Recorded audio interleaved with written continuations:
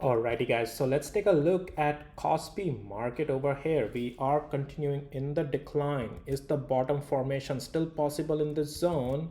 As I talked about this very formation yesterday, that yes, it's a good rebound and it's a strong rebound that we may see a potential bottom. Do I still stand by that same thesis, or that thesis has changed? We'll talk about that. SK Hynix, we'll take a look at that on Korean market, also Samsung, and then we'll also take a look at how the US market did for the day, Micron, Sandisk, and other semiconductors. We'll also take a look at SK Hynix as well on the US side. So with that, I want to let you know, none of this is any financial advice, only for education purposes, just sharing my opinion. Please do your own thing.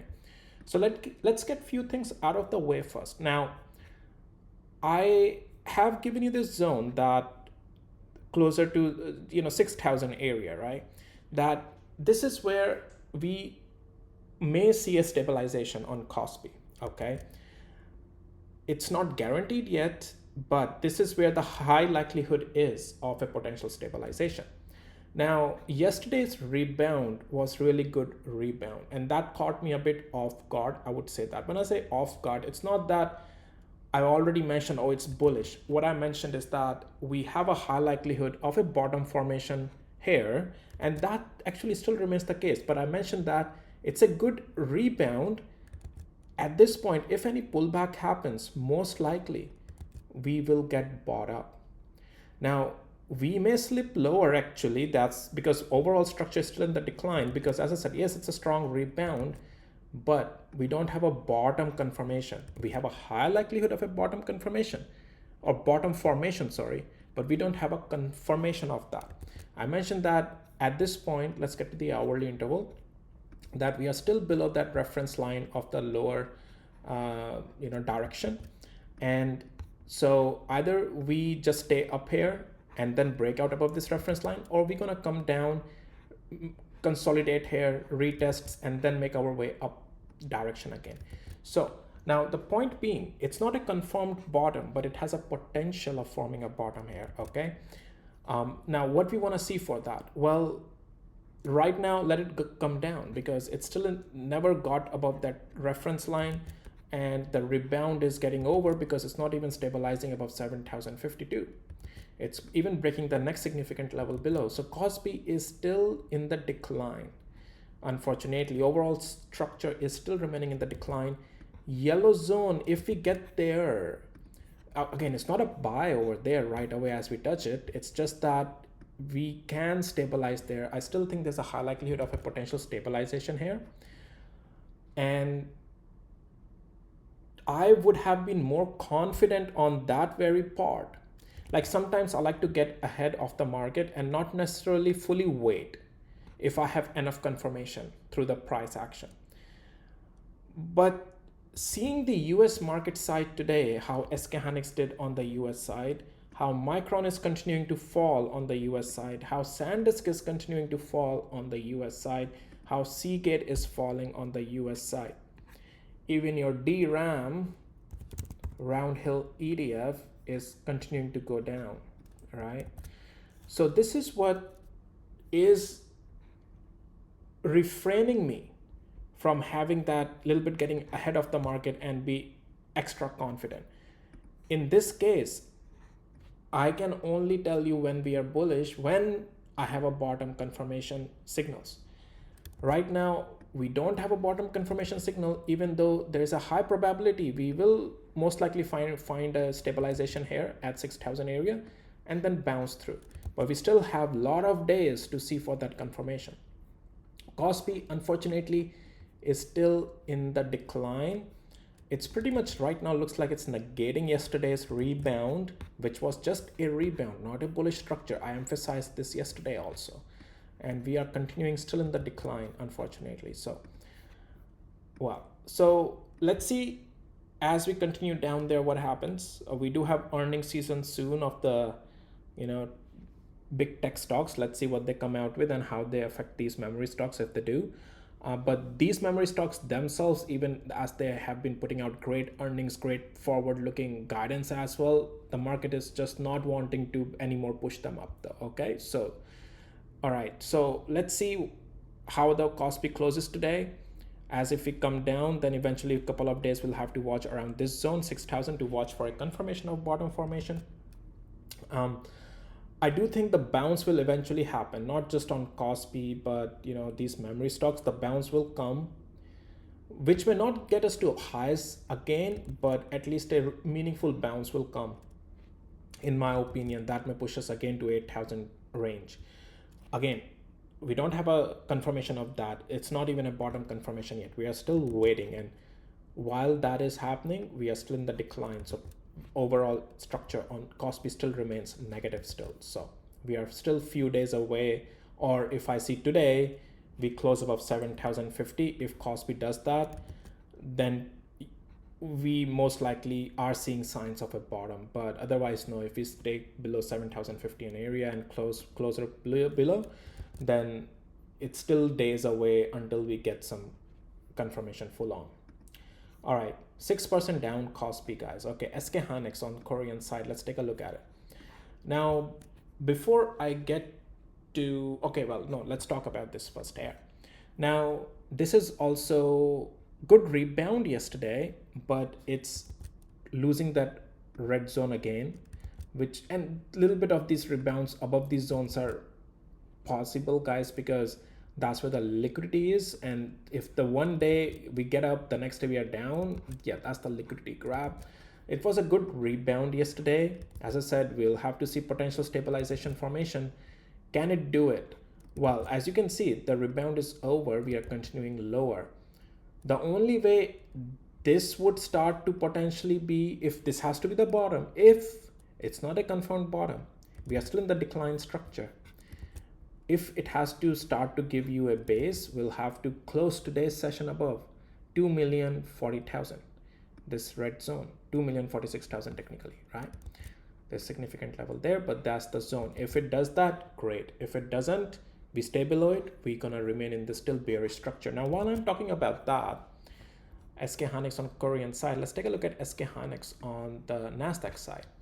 So, as I have told you previously, this alone, since it's an extension of Korean SK Hynix, you cannot trade this instrument as a new minted instrument. You have to get the reference and the context from SK Hynix Korean, and what the previous context has been is that we are in the decline, right? So that very context is what you will have to use here. You cannot look at it, oh, it's bullish because one candle is down here and we are up here. No, because what is the prior context on the SK Hynix on Korean side is telling us that we are coming from the upside to the downside, right? So we're in the decline. So you have to read this as just a rebound. So now picture these three candles, okay? And carry this picture all the way to Korean SK Hynix, right? Lower candle, an upside bounce candle, and a continuation to the downside. You get my point, right? So technically it is closely tracking this three candles, okay? And then prior context is in the decline. So this is what you are using on NASDAQ as well, okay? So unfortunately, we remain in the declining structure still. Now, as I said, we'll have to get above red zone if this has to confirm from where we are, red zone at like 2,044,000 area. We'll have to get above that before we can talk about, okay, this is a potentially a, your near term at least base and bottom. Otherwise, yeah, no, right? We are gonna continue lower. It technically has a lot more room to continue down like 1,090,000.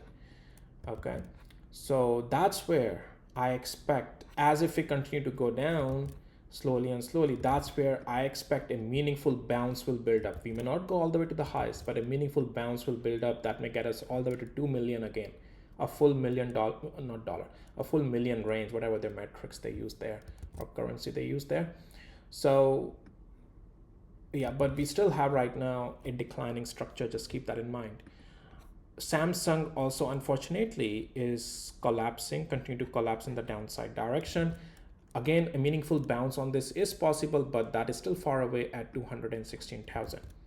So yeah, and you can see also on the hourly interval that just give me a moment. So here on the hourly interval, you can see that Samsung is also coming down.